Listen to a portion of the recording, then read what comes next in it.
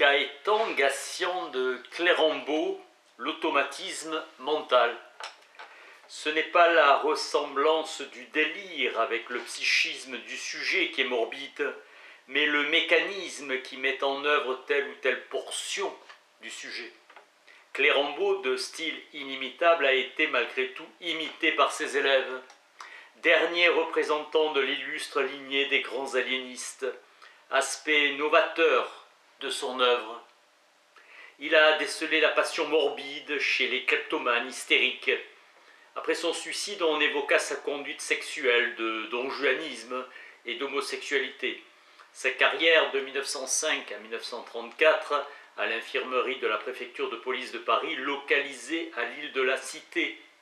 Sous la monarchie libérale de Juillet sera votée la loi du 30 juin 1838 qui prescrit les formes à observer pour la détention des aliénés. Le préfet de police était autorisé à interner ceux dont les troubles du comportement ont entraîné l'intervention de la police, et cela sans avis médical. En 1850, sera désigné un médecin aliéniste pour examiner ces personnes au dépôt. La ZEG sera le premier médecin du service des aliénés de la préfecture de police. Clérambault occupera les fonctions en 1920 de médecin-chef. L'infirmerie spéciale deviendra psychiatrique dans un local contigu à l'hôpital Sainte-Anne.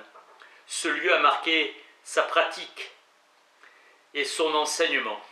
Les présentations de malades le mercredi attiraient le tout Paris, comme le siècle dernier, le mardi de Charcot à la Salpêtrière, seront élus à la chaire Claude, Lacan, Sivadon et Frété. Ce dernier publiant en 2 volumes l'œuvre psychiatrique des Amis de Clérambault. La vérité de son œuvre est contenue dans les 13 000 certificats médico-légaux. Tout l'art rédigé en 30 ans. Guiraud compare l'art du certificateur à celui du poète. Tout l'art est dans la concision, d'une précision inégalée, laconisme impérial inimitable. L'écho anticipé de la pensée est l'un des éléments essentiels de l'automatisme idéo-verbal. L'écho anticipé de la pensée est l'un des éléments essentiels de l'automatisme. L'organisation automatique est un résultat naturel de la constitution cérébrale même. L'inconscient est structuré comme un langage. La construction du délire dépend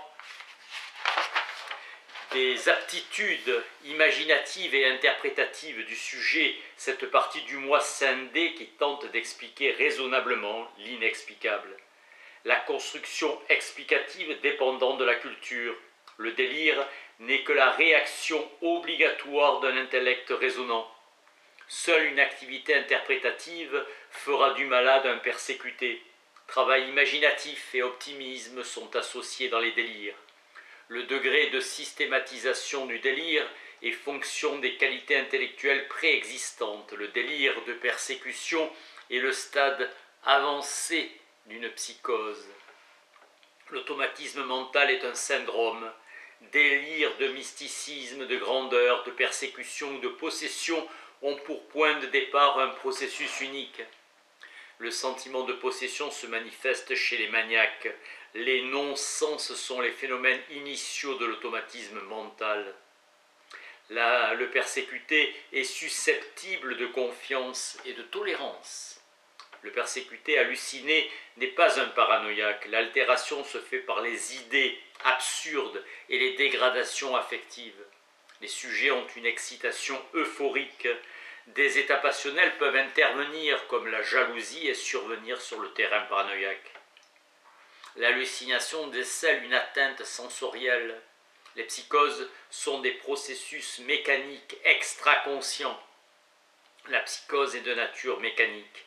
Une prémonition hallucinatoire des sensations se produit souvent dans les rêves. L'halluciné ne réussit que bien rarement à se distraire à cause des voix hostiles. Et l'idée de persécution produit un maximum de haine. Toute émotion déclenche des voix qui provoquent à leur tour des émotions, rendant les voix hostiles. Chez les sujets débiles ou incultes, l'écho de la pensée est absent. L'écho des gestes et l'écho des actes le remplacent.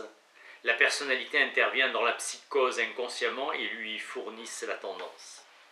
La pensée, soit claire, soit obscure, peut être modifiée dans son écho. Les rêves nous présentent des exemples d'une constructivité autonome, raffinée.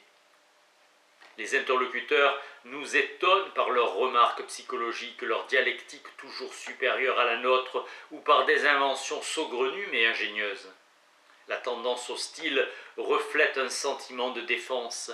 Un malade se reprochera non pas des fautes graves, mais une peccadille ridicule de son enfance. Le degré d'ancienneté est un critère du triage. Le degré de profondeur du sommeil favorise ou exclut des catégories de souvenirs. La psychose puise dans le répertoire du sujet, ne pouvant puiser ailleurs. L'affectivité est passive par rapport aux causes organiques. Les malades, en nous ramenant à la permanence de la réalité clinique, nous montrent que si les théories et les systèmes sont éphémères, l'énigme de l'esprit humain, sa potentialité d'engendrer comme un produit de la raison une psychose est éternelle. En cela, l'œuvre de Clérambault est actuelle et particulièrement le syndrome d'automatisme mental.